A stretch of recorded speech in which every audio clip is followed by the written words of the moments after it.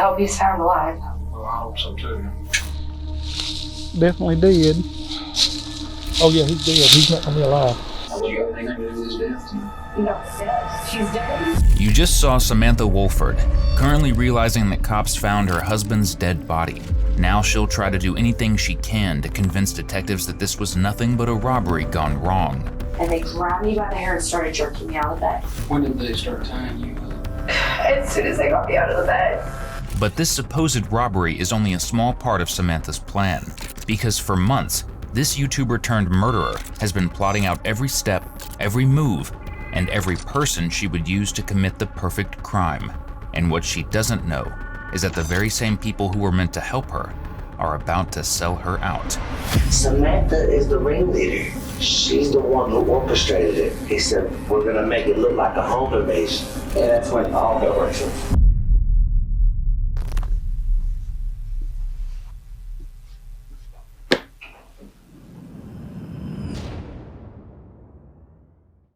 On February 20th, 2015 in Mount Pleasant, Texas, Rosie Wolford called 911 to report a strange and terrifying crime. Her daughter Samantha and son-in-law Ernie had been the victims of a brutal home invasion. And while Samantha was found bound and gagged but unharmed in an upstairs bedroom, Ernie was nowhere in sight. She's tied up. She is tied up and gagged. Can I talk to her? Is she able to speak? Yes, ma'am. Hello. Hi, Samantha. I know you're upset, but I'm going to ask you a couple questions. Do you need EMS? No, they didn't do anything to me. They hit me once. Titus County deputies soon arrived, and Samantha relayed what allegedly took place. At 2 a.m., 3 masked men forced their way inside while the couple slept, holding a knife to Samantha's throat as they dragged Ernie from his bed before vanishing into the night. Ernie's cell phone pinged near a remote area of Pittsburgh, Texas, around 3:20 a.m., but authorities failed to locate him and the signal soon went dead. Now, with no known suspects or motive, attention soon turned to the multiple inconsistencies found in Samantha's story and at the scene. Why did she call her mother before calling 911? And if she was really bound and gagged, how did she dial the number?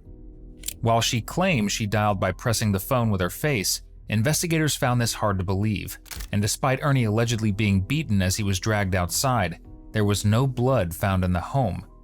But most damning of all, a text found on Samantha's phone to a man named Octavius Rhymes sent the morning of Ernie's abduction, just as police were beginning their search. Kill Ernie's phone, shut that shit down, ditch phone, move. But Octavius wasn't working alone, so with the evidence increasingly pointing to a staged kidnapping and Ernie's whereabouts still unknown, Samantha's brought in for questioning. Every officer available working on this now. Got everybody in that's off. Need to help us with Anything yet? Is there anything else going on as far as you know, you said something about you thought he might have been messing around on you. He just randomly started coming home late within the last few weeks. Every day he's home late. Well, I remember back when it happened back in 2014, if my memory serves me correctly, he'd been out at a party or a bachelor party. Yeah, this was not late like that. Right. I mean, it was back in 2014 that he'd been out at a bachelor party. Crowded his dad's house. Yeah, and was possibly cheating on you, messing around, and that's what that argument started over. And yeah, wound up he might have you knocking the phone out of your hand, which in turn hit the. That's what all that had stemmed from on that. Has there been anything else going on as far as anything else make you would think you might be cheating on? Other than him just being home late, he gives me access to his phone, his email. He completely, I swear to God, saying there's nothing going on, but why are you home late every night? I feel like there's something he hasn't been telling me, but I don't know what. What's your gut feeling to you? I think it's something to do with his dad. What do you think would be going on with it? I hate, and I'm usually right, and I hate that, but his dad has a problem with getting involved in things that he don't need to be getting involved with. Such as drugs. Samantha comes prepared with multiple explanations for what could have happened to Ernie, none of which involve her. But the troubled couple had been experiencing tension in the marriage for some time, no doubt amplified by having 5 children all under the age of 7. While Samantha had found an outlet in her YouTube channel where she shared her passions and struggles of being a young mother, the small amount of attention soon went to her head, and as she started paying more attention to becoming internet famous, she paid less to her family. Over the last few days, last week or so, how's everything been between her and the last couple of weeks? Everything been okay? Other than and I've basically just ignored the fact that he comes home late and not said anything because I don't want to sit and argue with him about it, or I don't want him to feel like I'm attacking him. Other than him coming in with typical work stresses, he was late to work, so he had a bad day at work, and he comes in a bad mood, and dinner's running a little late, so he's snippy. But just typical spouse things, nothing What about your severe. finances? Finances have been great. Things okay with that? Yeah. Not behind on anything? Mm-hmm. Of course, obviously you understand when something like this happens involving a spouse, obviously, I'm sure you've seen the news, you've seen deals when the wife goes missing, you look at the husband, or vice versa, look at the wife. If the husband's missing, you look at start with their inner core people, family, friends, all that, and then start working our way out, to make sure that rule all them out first, to make sure that they're. Well, I mean, you've got my family here. You can ask them. My mom talks to me every single day. Mm-hmm. She knows every fight we have, and she also tells me how freaking funny we are. Mm-hmm. So. Do you remember about what time it was when you went to bed? I looked up at the clock, and it was like 12:01, and I was like, yeah, you've got to get to bed because you have to be up in 5.5 hours. Sure. And do you remember about how long after it was when that happened, when you got woke up with whoever it was in the room? I don't know how long they were there, but I do have where I called my mother with my face on my phone. So when you were laying there in bed, you and Ernie there on the bed, far bedroom back there, what's your first memory of what's going on? Well, I took an Ambien, so it makes it a little harder for me to wake up. And I have a prescription with me if you want to see that. But when I can't sleep, it's supposed to shut your brain down so you can go to sleep, but also make it to where you can wake up fairly easy. Mm-hmm. Of course. I remember at some point it was a little after 1. I saw the clock, maybe on my phone. So it's still pretty foggy because it's fairly early to wake up after taking a sleeping pill. Mm-hmm.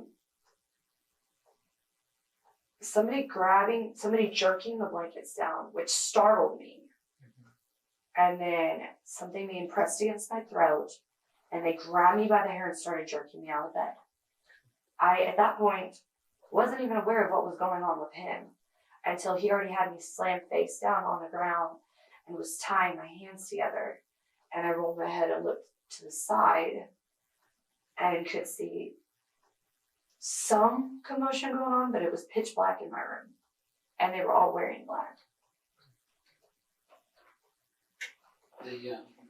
Could you tell if they had anything where they were able to see with, or how they were able to move? One of them had, I don't know if it was attached to their gloves, because they were all wearing gloves. It was all guys. I don't remember hearing a female voice. And to me, just a bunch of shut up, don't make me have to hurt you, blah, blah, blah, blah, blah, and hold still, hold your hands together. And I was trying to be as cooperative as possible because I didn't want to die. Mm-hmm. I'll do whatever you say, just please don't kill me, I've got kids. Mm-hmm. So when they drag you out of bed, what happens at that point once they drag you out of bed? Charge me to put bed and slam me down, floor face down, and press the blade that he had against my throat in between my shoulder blades. And while he's tying my hands, there's a bunch of fighting going on, but I can't tell who's who or what's going on, just that there's other commotion going on, so I knew that they got him woke up. And then somebody that was dealing with him said, "Get here." And that's when he dragged me over, not far from the kids' bedroom. And I was praying to God, they never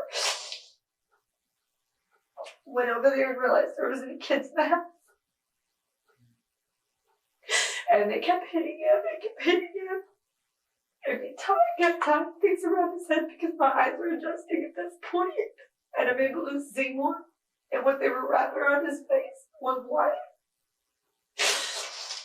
And they just kept wrapping around his face over and over. So basically, like, this part of his face down was completely wrapped up. I don't even know if he was able to breathe. I know that when they wanted an answer from him, they jerked it down like this. But before that, I don't even know if he was able to breathe. And they tucked his hands on his back. And I don't know if they used to do that. I didn't see. And then they got him down the stairs and left me upstairs with a guy holding a blanket on me. And I could hear him hitting him in the living room and yelling, but I couldn't tell what was being said. And then they told them to bring me down. And that's when he brought me down. And it was like they were just using me as a tool to taunt him so that he would talk, and I don't even know about what. The brutality Samantha describes would be far more believable if any blood had been found at the scene, or if she herself had been injured at all during the attack. But as far as motive is concerned, her story is about to get even crazier, because in her telling, a rival gang of Ernie's dads are the ones responsible, and she and her children are lucky to have made it out alive. What kind of questions were they asking? Tell me what you know. Tell me what you know. I know that you know. But they would never let on to what. And then that's when his dad got brought up. He had one of ours put behind bars, so now I'm taking his. And they made him tell him where his ID was. And they pushed the lid in real deep in my throat and said, "Is he telling the truth? Is it one the truck?" It is. It is. I promise you never take it out of the truck. Please don't kill me. It's in the truck. I promise. And they went out to his truck to make sure they had the right house. And they asked him who I was, and he said I was his wife. And they said, "So she's just married into your family. She's not actually bled your family." And he said, "No, that's my wife." They said, "Do you want us to have to kill her too?" And he said, "No, please don't. Please don't. How are my kids?" And they hit him in the mouth. "Are my kids okay?" And they hit him in the mouth, and he said, "We wouldn't touch a child." And it flew out of his mouth. I don't know if it was a tooth or if it was just spit or something flew out of his mouth because they had the lights on down there. And that's when they started cutting my clothes off and making me stand in front of him. And it just felt like they were just using me to taunt him. And then when they made me go outside to tell him bye, I just knew they were going to shoot him right there. They had him in the execution position on his knees. I never heard a gunshot, but they took me back upstairs before they left. So, when did they start tying you up? As soon as they got me out of the bed. What all did they do? What all did they tie up when they got you up? They wrapped it around my mouth and tied my hands behind my back. They didn't tie my legs together until right before they left me there. Right before I had to wobble over to get my phone because they were forcing me to walk and things on my own and just helping me steady myself because I couldn't catch myself. My hands were tied behind my back. My mouth was tied. I'm surprised it didn't split my mouth. It was tied so tight. But you didn't recognize the voice? I tried listening to everything. They forced him to tell me not to call the police.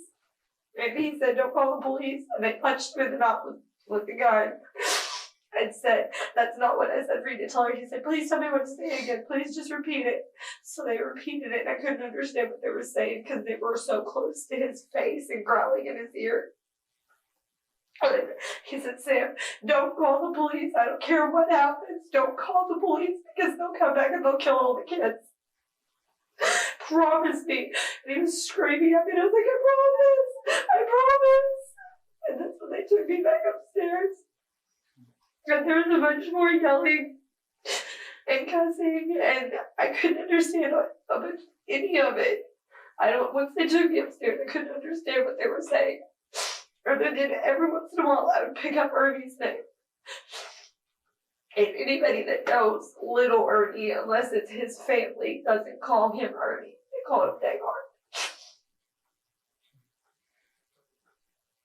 And when they were leaving, did you hear a vehicle? I didn't hear a vehicle. I didn't see a vehicle. I thought they would steal his truck. And then I would be able to get it tracked that way. Because I never saw a vehicle at all. Okay, you didn't hear anyone leave or anything? But no.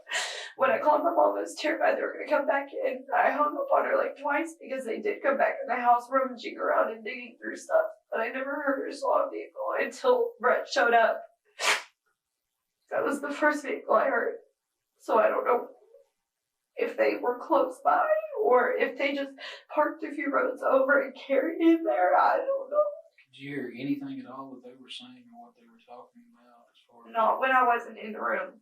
When you were in the room, what were they talking about? What were they saying? Mostly just, your dad caused this. Keep this in mind. Your dad caused this. And then he would throw jabs at him about being a terrible husband or unappreciative of his life. You had a wife that loves you. Look at her face. Isn't she beautiful? Look how much she loves you. Look how much she's crying. And he didn't want to look at me.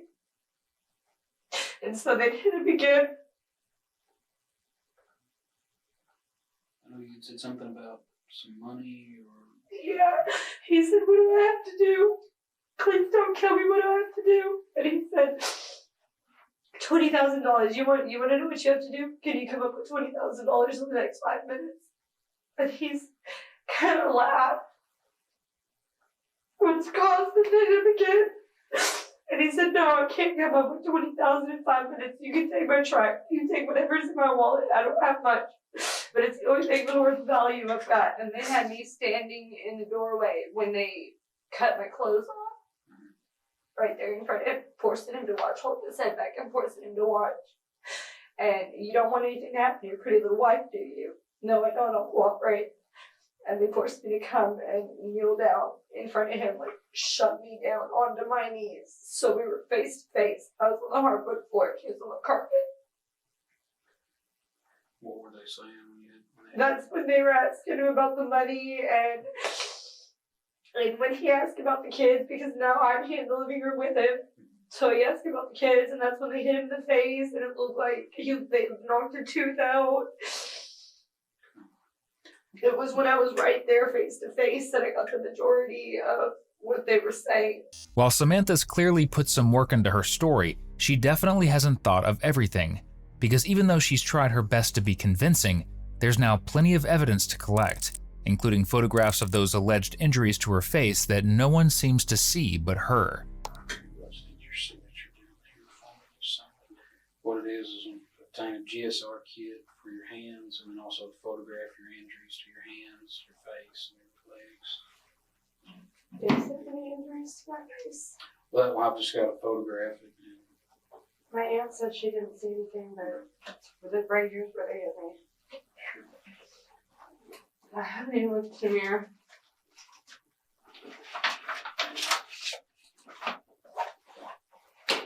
There's you where you can see where they had a car.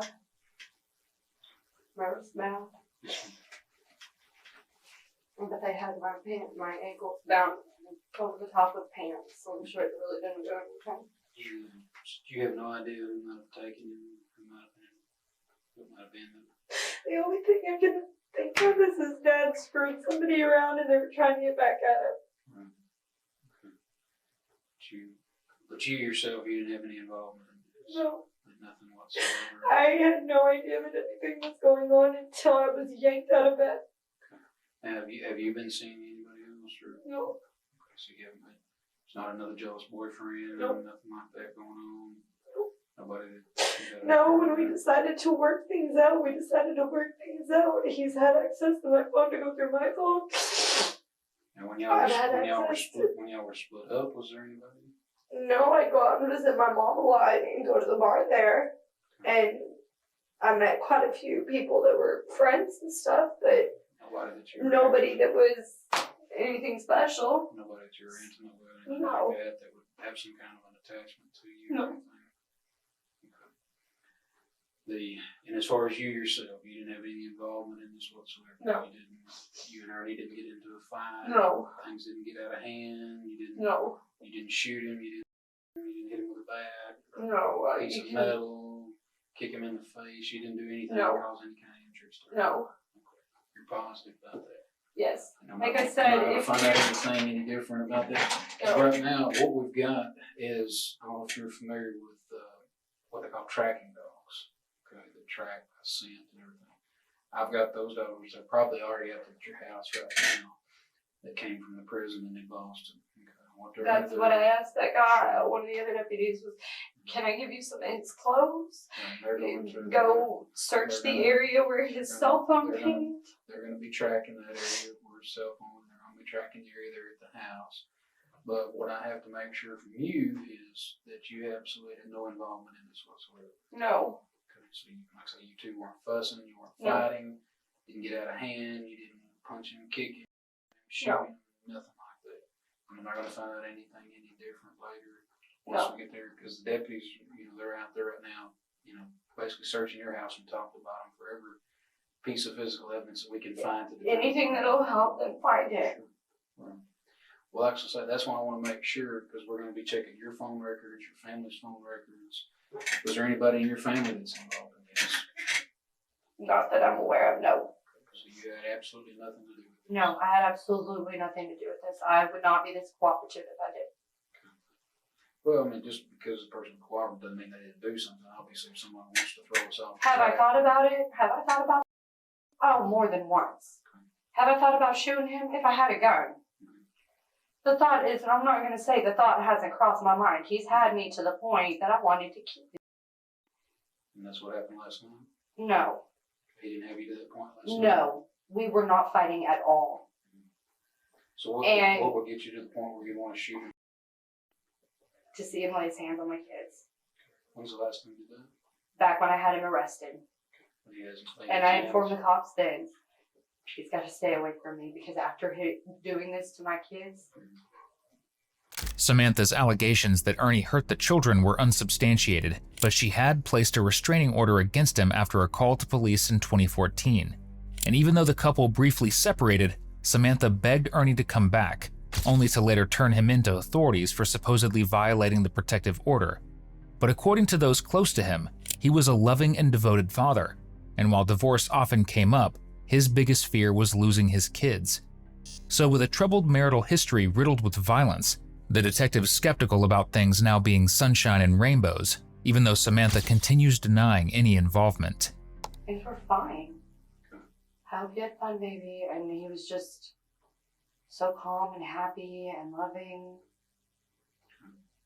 Well, like I say, once the investigators are out there, they're not going to call me here in a few minutes and say, look, we found evidence out here in the country, and what Samantha's telling you, that's what she's saying ain't what the scene's telling us. Because the scene's going to be able to, what you're telling me happened, and when they look at the scene out there, they'll be able to tell if that's what's going on. Okay. Now, as far as you haven't lied to me about anything, No. you haven't forgotten anything, nothing you need to change, nothing you need to tell me that's any different about what's going on and what actually happened out there. No. So you didn't lay your hands on her. You No. didn't touch her. You didn't have No. anybody touch her. No. You didn't have any involvement whatsoever. No. in this. Not at all. And when the dogs come out there, I mean, they're not going to lead us out there, find them there in the house, under the house, No. in the woods around the house, anything like that. God, I hope not. I hope he's found alive. Sure. Well, I hope so too. But like I say, that's usually when we have things like this, obviously because you were actually there when this happened, so that's why I'm having to ask you all these tough I questions and I understand. being rough on you on this because I need to know the truth. I have to absolutely know the truth that you had no possible involvement in this whatsoever. No, You love her? I do. I wouldn't have gone back if I didn't. What all are you willing to do to help me find him? Whatever it takes. But you don't know where he is? No, I don't. I wish I did. You're positive? I'm You positive. have absolutely no idea where he's at. No, I don't. Do you know who we can call to find where he's at? The only one I can think is Ernie, because they kept bringing him up. Other than that, you have no Other idea. than that, I have no idea. None. He doesn't have any friends. I don't go out much. The one friend that I do really have lives in Sulphur Springs. Right. I don't like drama. I don't like having outside chaos, so I just stay home. I'm just a stay-at-home mom. And what about the blood? How were you up close with him when they punched him? Yes. Okay, so you think there might be some blood on him? Well, I didn't, inspect for Right. Well, splatter or anything like that. When they jerked me away from him and cut my clothes off, I never touched him so it's again. possible that. So there may be. But is it because I laid my hands on him? No, my hands were tied behind my back. When And they I'm cut- watching this guy punch him in the face with a gun over and over. How did that make you feel? Horrible. So I was hysterically bawling. So it didn't make you feel glad or No. there's some torture in there? No. Because you told me that you felt good about, wanting to kill him. At some point in time, everybody loses their temper. But have I ever acted out and hurt anybody? No. And you can look at my record on that. I have one count of criminal mischief, and that was because I tossed my keys to somebody and let them use my car. Sure. And they didn't have a license. Now, when they cut your shirt off of you, was it violent or they just took Yes. their time and just No, cut they jerked it out and started slashing at it with this apparently dull box cutter, and then when it didn't work, ripped it off over my head and threw it to the side. So it wasn't completely cut in half. Or No, they started cutting like they were going to cut it down or across, and the blade wasn't working, so they and ripped it off over my head. But as far as tonight, you had nothing to do with No. this experience. You don't know who did anything. No. You're positive about that. Yes. So look me in the face. I need to know the truth. Did you have anything to do with Ernie's disappearance? And I Did would you have anything to do with his death tonight? No. Dead. He's dead? I don't know. That's what I'm trying to find out. Yes, if he is dead, no. Do you think he's alive? I hope so. Did you have anything to do with it? No. You had nothing to do with his No. disappearance? Nothing. If God forbid he is found deceased, did you have anything to do with it? No. Did you hire someone to do it? No. You had nothing, absolutely nothing to do with it. Absolutely nothing. Then I've heard it's God. They're just like holding him to get at his dad. Yeah, I really, really don't want to have to plan a funeral for my husband.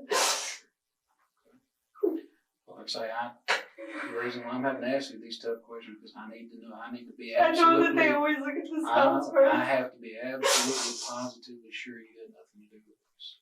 No. No, wait, no. Samantha's been asked several times whether she was involved in Ernie's disappearance, and each time has strongly denied it. But while her story has remained mostly consistent, a new detective fresh off the scene now enters with a new round of questioning, and this time he comes in swinging. I'll tell you something, Sam. I've been acting on the crime scene from little, and this is why that it's very important, honey, that we want you to be honest, because I'm gonna tell you what, the evidence we found on the scene, it's just not matching. I don't think you harmed this boy, but I think you know who did, because if somebody's gonna kidnap him, why is there his blood in y'all's pickup? Kidnappers ain't gonna use their pickup to do something with him and put him out there and put him in the truck and haul him back. In his pickup, he has blood? Mm-hmm. Yeah, somebody, know. it's apparent to me that somebody used his truck to take him somewhere after his house. I told him that they got into his truck because they wanted his ID. It's because they said they needed to verify 100% they had the right person, is what they said. I don't know if they were one of the people that hit him or not. They sent somebody out to the truck to get his wallet to check his ID. Came back in and said, yes, he is who he is, says he is. Okay, but that still don't explain why his blood is in that truck. They hit him in the face like 100 times. Well, no, but you said they went out and did it and got it. He was never supposed to be in that truck. If they had blood on their hands and got in the truck. No, it's drip blood. It's not. It's drip blood? Yes, he was in that truck. Whoever did this didn't have the mind to take his phone and it's too late now because we've done got the coordinates, we've got the pings. We're working on that. We've also got the Tilford dogs coming out. I think we're gonna find him, and I think he's hurt. I really do. And Hurt, this, but not dead, right? well, I don't know. And this is what's gonna look so bad is from your story, and this is why you don't have to be a suspect, and I still don't think you did it. I don't think you're strong enough to do it. But I personally, I think you're scared. I don't know if you had a boyfriend that he found out about. I didn't have a boyfriend. Okay. I don't know what the deal is, but Sam, you've got your kids was in the same room. There's just the whole layout of your house and the way you said they took him. It's just not making sense. And then there's blood in his truck. To me either. It's just, and when we find him and we get this thing solved, I'm hoping that this is not going to come back and showing that you told us a bunch of lies, because normally that's what happens. I'm not saying it does all the time, and I'm not saying you are. Okay? But I'm telling you, we're going to work on this till we find him, and I just I think when we find him, the pieces are going to come together. And I just hope those pieces don't come back to you. All right, we'll finish writing your statement. We'll go back with you, okay? You need something to drink? He left with my phone. Where did he take that? Well, we've got a search warrant for your phone. That phone's going to be ours for a while. Because the calls, every call you've made probably in the past year, we're gonna have to look at. Okay. Every text message, everything. So we've got a search warrant for your phone. Okay? Okay. That's why I say, I just think you're digging yourself a hole. I'm telling you everything I know. I'm repeating everything they've said. Okay. Well, just go ahead and do you got your statement. We'll get back with you in a minute, okay? You can look at my record. I'm not somebody that gets into trouble. I'm trying to be as honest we're gonna as. look at any kind of record we can to solve this case. Regardless, Well, that's what I'm you know how many saying. people I've had in trying. here sit right there and told me the same story just like you're telling me. And they tried to convince me. And in the end, when the evidence come in, they sat there and we knew all along they were lying. We knew all along the story was made up. I tell you, we're going to piece this together. And I've done told you that. I'll give you warning and try to let you know. I mean, you can be the hero or you can be the villain, because things are just not piecing together with your story. But you're not a suspect right now. You're still, until we find him, we piece it together. You're a victim. I want to do anything possible to find him. That's my husband, and I love him. I want him found. If there's anything that I'm not. Okay.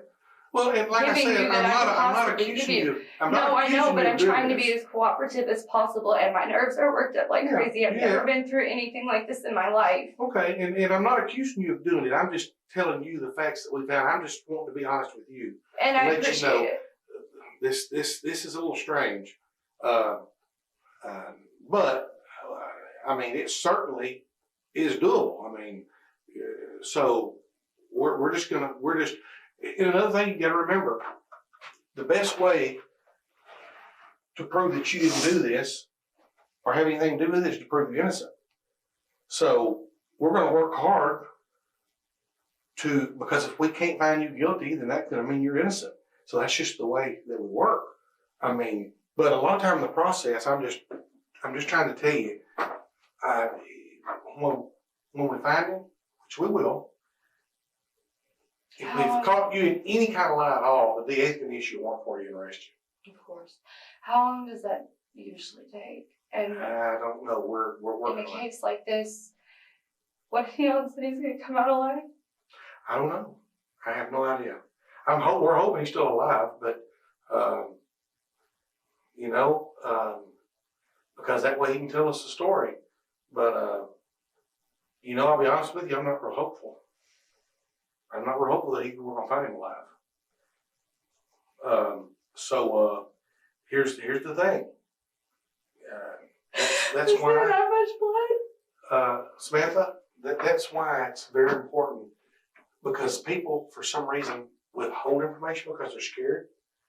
And that's why I just feel that you probably know more than you're telling us. And that's why I don't want you to be scared. I want you to be completely, frankly honest, because Sam, that's honesty is always the best policy. We don't want you to get in here and make up some story because you're scared. Because if you know something that you're not telling us, and I think you do, I think there's more to this than you're telling us. I'm not saying you're a complete liar and you fabricated the whole thing. You could have. I'm not saying you did. This is what I'm saying. You've got a chance to tell us right now and be the hero in this deal. Even though Samantha continues to play dumb, it's clear this detective isn't buying it. And as he grows ever more confident of her guilt, he begins pressing her in ways he knows will hurt. But whether it gets him the information he's hoping for is still anyone's guess. You've got to understand, you've got children. I know. And I don't want to see all of a sudden we find him, let's say that he's dead. Let's hope he's alive. But then all of a sudden we find out your story, that you knew something, and then the issues of warrant. Guess what? It's going to be at least 20 years before you even be able to touch your kids again. They'll have grandchildren. You'll have grandchildren before you'll even get to touch them. They won't let you do when you get a murder charge. They ain't no touching people in prison. I didn't kill him. Well, but that's the thing. You don't have to kill him. I don't think you did. Now, I'm going to tell you right I now. didn't know my promise. I have not touched him. I know, Sam, I believe you. Here's my problem. Your story's not matching. I think you could be the hero and help us solve this thing quick. If there's anything I can do, if I can ride in the vehicle with you and go to wherever it is his cell phone is pinging, I will go and I will help everybody I can. Now, we have, all it does is gives us general area, then we gotta find him. And I will help any way I can. If right it's an area now, I we've got know, the general area. if it's an area I know that I might possibly have. Well, I can't do that though, because then, if you were there, then it could taint our crime scene. Okay. If something pops up later that I find out or I realize, I will be the first person to come forward because I want it found. So well, let me ask you something. How did you call for help if you was tied up? I use my nose. So they didn't take your phone in. They left your phone there. They asked me if I had a phone, and I told them no. And they asked him, So and I how'd you told get them to no. it? How'd you get to it? I wiggled on my side. Where was across it? the room. Where was I it? was on this side of the upstairs, and it was shoved up underneath the edge of the bed on this side of the upstairs. Is that where you keep it, or do you get that during a fight? No, it fell off the bed. When they grabbed a hold of me, I felt it slide, because I usually keep it under So my why didn't you pillow. wake your kids up? Why didn't you just go there and hit them and get them up? How old are your kids? 7, 3, and 1, and I was terrified that with what they were putting me and their parent, me and their dad for. Because I don't think you wake them up and get them to untie you and call 911. Who did you call? My mother was the first number on my call list. I just used my face. And So instead of calling 911 for help, you called your mother? how do you press 911 with your face? Well, how did you dial your mother with your face?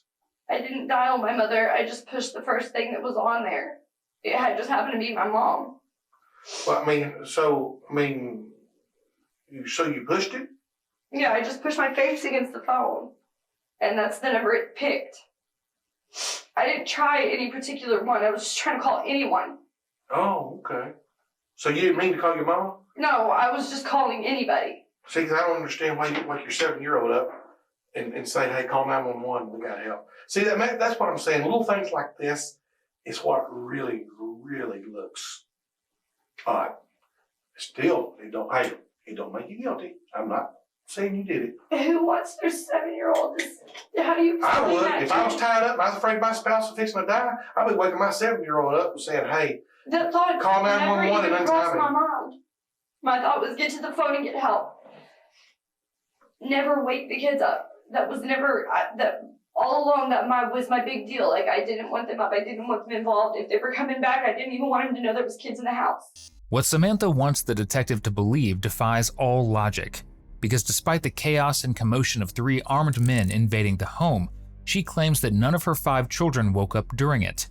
And it seems being a YouTube personality is also just one of her many talents, because if her story is to be believed, she's also a master escape artist who can somehow use her forehead to operate her smartphone. But now that the detective's heard her side of the story, he'll start turning up the heat, and Samantha responds with a revelation that will crack the case wide open. I still don't say you did this. You did not kill that boy. I think this boy's going to be dead, and I think that you know exactly who did it. And I think when we find him and we solve this, I think you're probably going to end up being in probably a lot of trouble. not because of anything other than what the lies you're going to be telling us. And I hate for you, Sam, because you've got kids, but I'm going to tell you something. I just think that you've dug yourself a hole. And like I say, right now, you're not under arrest and you're not a suspect still. But when we find him, when we solve this thing, and then the people that we arrest on this, I think they're going to point the finger at you, and then their story is going to match with the evidence, and then that's going to come back and cause a deity issue warrant for you. And then you're going to spend the rest of your life in prison. Because these kind of things, you don't get bonded out. It's not like getting arrested for dope. This is a whole different deal. I haven't done anything. But here's the thing, Sam. Thing... Here's the thing, Sam. But the thing is, I still say, and the proof's going to be in the pudding that you know more than you're telling us. I think you know exactly who did this. I think the story's made up about your daddy, his daddy, and stuff like that. Now, hitting him and beating him, that might have happened because there is blood in the house. I promise you that story is true. But I'm saying I think you know exactly who did this, and I think you're scared, and that's what I'm trying to beat into your head. Don't let fear keep you from telling the truth. Because if you knew these guys that did it, you know why they did it, does not make you guilty. But what's going to make you guilty is when we prove that you lied to us in here. But if that is the case, then I do know who did it and why they did it. Okay. Doesn't that make me like an accomplice? Nope, it sure don't. No, that makes you a scared mother with children. That's exactly what that makes you. The only other thing. Okay. See, I knew. You know, Sam, you know I'm not here lying to you. You know I know. The only other thing I know, I don't even know if I know. Okay. But it's a suspicion. Okay. I've been up at the hospital with my friend Charlotte. Okay. And she's got a guy there, and I swear to God, I cannot go up there that I said any of this. Okay. Because they have a lot of friends around here, and my life will be in a lot of danger. Okay.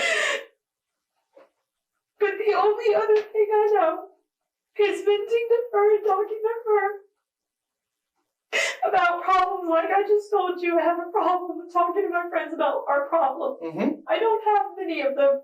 So when I do get with one of my friends, I want to talk about any problems we might have had. And honestly, lately, it hasn't been many. Okay. We have had problems in the house, and I haven't seen Charlotte in a long time. Okay, come on with it. And she's got this guy in the room with her, and he gets to talking about how a man shouldn't treat a woman that way, and how you don't do those things to a person, and he's going to deal with the situation. Okay. I didn't take him seriously. Okay, you see, Sam, you know who did this, but that does not make you guilty. But I don't have any proof that he did. I just have what he said. Okay, who is this guy? His name's John. John who?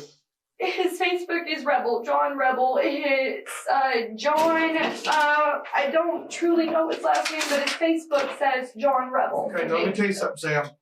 See, you know in your heart, and I know, you know who did this. You know who this guy was when he come in here tonight. You know who he was. No, I honestly that does not make you guilty, but this is the thing. I want you to look at the hole that you've already dug yourself in. Okay? I want you to look at this whole thing. You have lied to us, and you knew this whole time you've been sitting there lying, the whole time you've been in here. That's not good. But that's the thing. I don't know anything. Okay. I just have because that polygraph, and that's why you don't want to take a polygraph, and I knew. And because I don't have that's a problem why. taking it. I don't truly know if that is the case, but that it did happen yesterday. Now, why all of a sudden we're going from Jeremy and David all of a sudden to this guy? Because Jeremy and David are. But what this guy say? What this guy say he's gonna do? Handle the situation.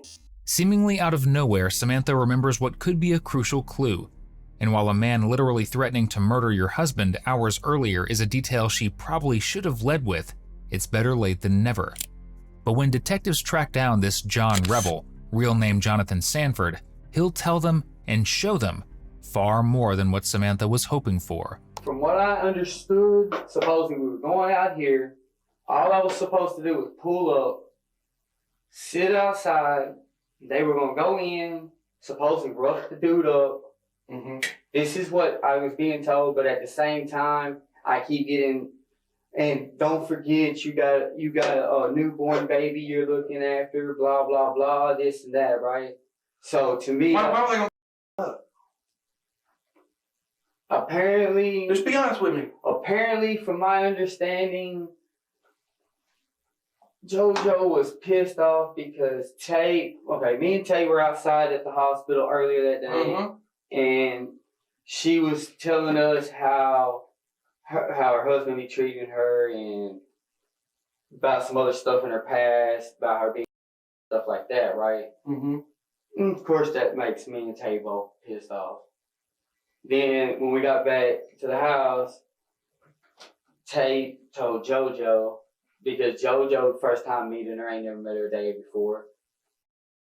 Him and Tay talked. Then I guess JoJo just Snapped. Yeah, because he does do that quite easily. So you don't think it's overdone? To my understanding, no. But at the same time, from what I know, and I know pretty much. Okay. So now you get to the house. You are all three together. When we get there, JoJo tells me I got to get out.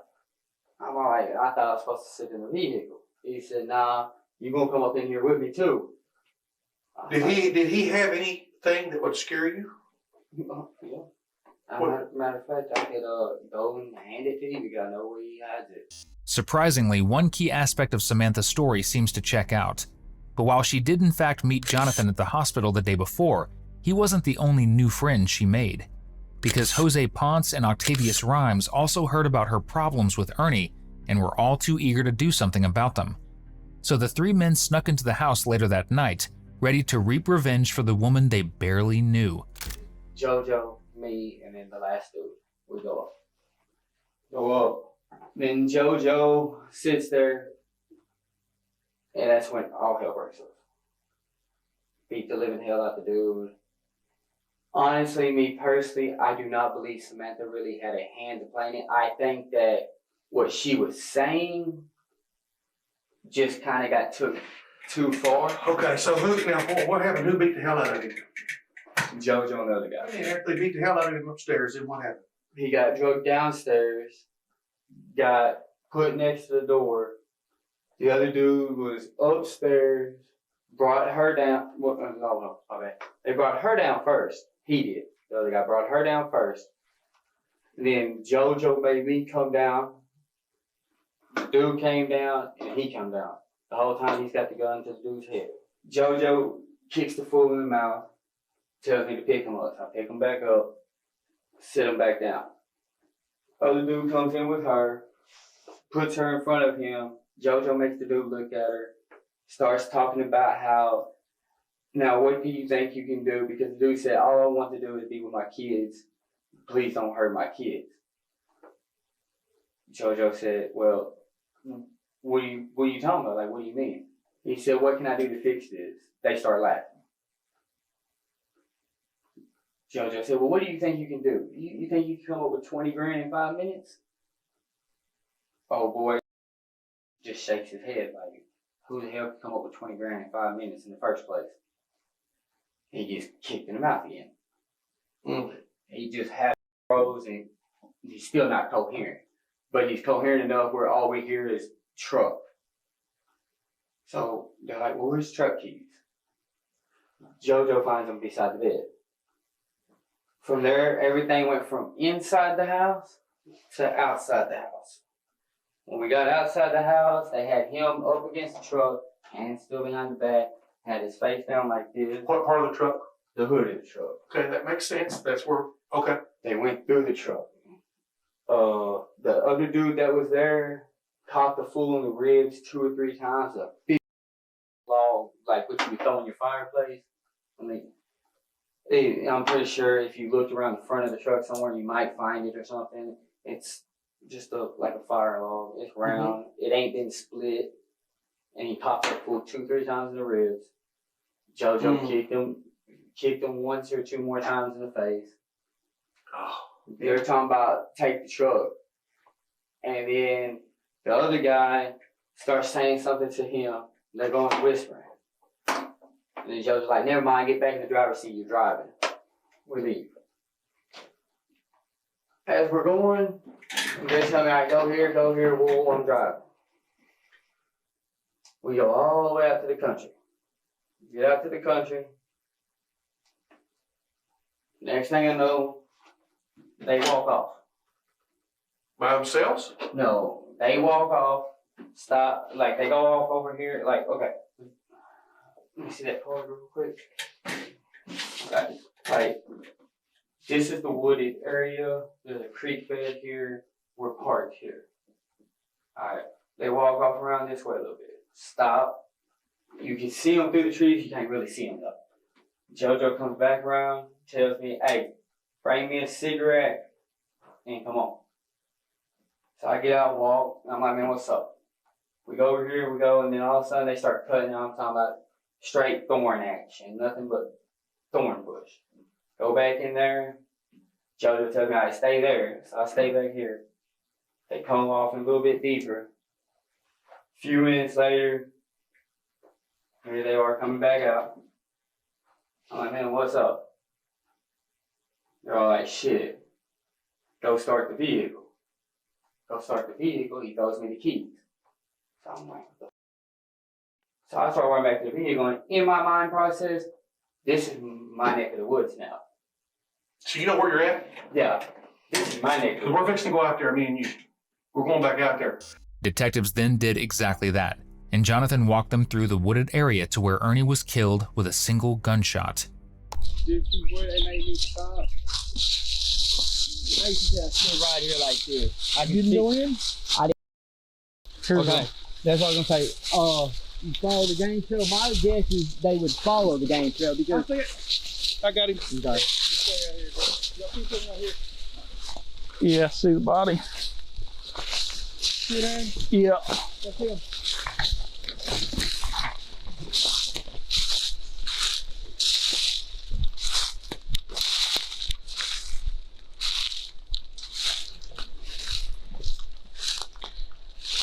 Definitely did. Now that Ernie's body has been found, the case is officially a homicide, and detectives are eager to speak with Jose Ponce and Octavius Rhymes. Jose is taken into custody first, and his story differs from Jonathan's in more than one crucial way. Why don't you tell me about what happened last night?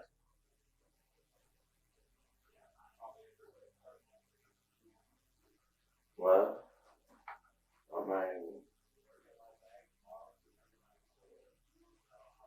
hey, listen, man, everybody's done pointed the finger at you as being the one that pulled the trigger. that's what I'm saying, dude, and I didn't. Who pulled the trigger then? Jonathan. The girl, How can we prove that? I could prove it. How can you prove it? Dude, look at my, okay. Hey, because remember, hey, I'm serious now. We found a gun at your house. And I understand Well, that. y'all live in a tent back behind the house. I understand that. I mean, And you're I understand that a lot. Okay, so why don't But you you tell me never from found that gun in my tent. I promise you didn't. where you think I found it? I know exactly where you found it, which is in the spot that Jonathan hit it. Jonathan put it there? Seriously? Yes. Where did he put it? I'll tell you. I'll be honest with you. I'm not going to lie to you. So in the back of the house, but underneath the house? That's it. And you saw him do it? Yes. Okay. Hey, let's go through this. What I need to do, I've got Samantha's version. Samantha is the ringleader. Samantha is the one, and I can prove this. If you don't believe me, as God is my witness, all you have to do, you can take you and 15 of the officers, I don't care. Take me in front of my wife, and my wife will tell you a piece of what she overheard. Well, now, I've actually kind of heard.